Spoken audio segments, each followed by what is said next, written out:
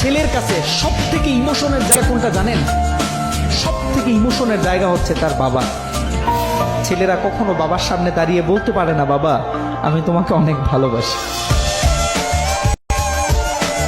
এই তো 20-22 বছর বয়সে আমরা পরিবারের দায়িত্ব মাথায় নিয়ে হতাশ হয়ে গেছি, অথচ বাবা 50 বছর বয়সে আজও কয়, চিন্তা করস কেন বাপ, আমি তো তোর পাশেই আছি। তুমি না থাকলে আঙুলে ধরে হাঁটতাম কার? পুরো সংসার দায়িত্ব তোমার উপর, বুঝতে সময় লেগেছে আমার।